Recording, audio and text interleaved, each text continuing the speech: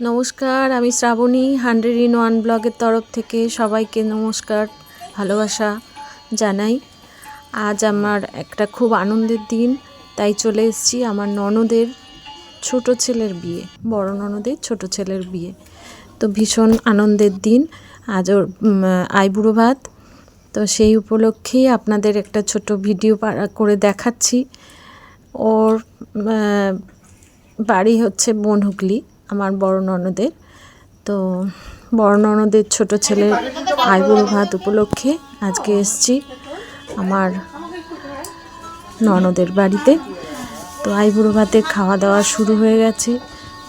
আমাদের নিয়ম অনুযায়ী আগে আশীর্বাদ করতে হয় বড়দের, তারপর নতুন জীবনে পা দিচ্ছে। তো সবার আশীর্বাদ নিয়েই আজকে ওর নতুন জীবনটা যেন শুভ হয় এই কামনা করেই আজকে আইবুড়ো ভাত দেওয়া হলো। খুব সুন্দর করে ফুল দিয়ে সাজিয়েছে, দেখুন ভীষণ ভালো লাগছিল, খুব ভালো লাগছিল। আমি দাঁড়িয়ে তাই ওইগুলোই আপনাদের ভিডিও করে শেয়ার করছি। যথারীতি বড়রা এক এক করে আইবুড়ো ভাতের খাবার একটু একটু করে খাবার দিয়ে আশীর্বাদ করে তা সবাই জানাচ্ছে আর কি। সবাই এটাই আশা করছে যে ভালোভাবে জীবনটা কাটুক, সুন্দরভাবে জীবনটা কাটুক, নতুন একটা জীবনে পদার্পণ করছে।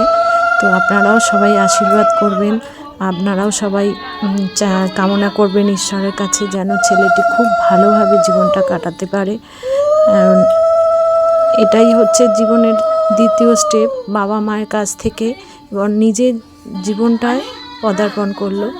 এটা একটা নতুন অভিজ্ঞতাই বলুন বা নতুন ধাপ জীবনের, সেই ধাপে প্রত্যেকেই যেন ভালোভাবে সুষ্ঠুভাবে জীবনটাকে কাটাতে পারে, আনন্দের সঙ্গে কাটাতে পারে, জীবনের ওঠা পড়া সমস্ত কিছুকে সুন্দরভাবে মানিয়ে নিয়ে ট্যাকল করে যাতে কাটাতে পারে, এই কামনাই আমরা সবাই করলাম, সবাই আশীর্বাদ করলাম। আপনারাও সবাই আশীর্বাদ করবেন যাতে আমাদের ছেলেটি খুব ভালো থাকে, খুব সুস্থ থাকে, আনন্দে থাকে।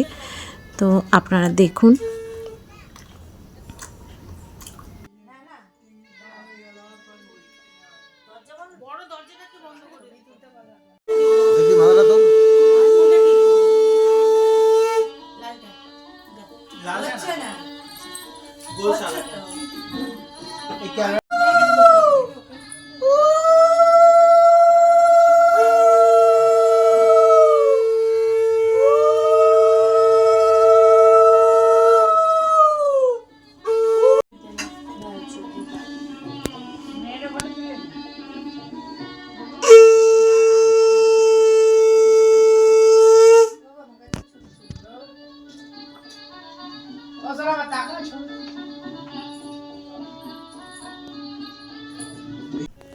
আশীর্বাদের পর্ব শেষ, সবার খাওয়া দাওয়া হয়ে গেছে, মোটামুটি সবাই খেয়ে দিয়ে নিয়ে যে যার একটু রেস্ট নিচ্ছে। আর এই ফাঁকে আমি চলে এসেছি আমার জামাইবাবুকে একটু হেল্প করব বলে।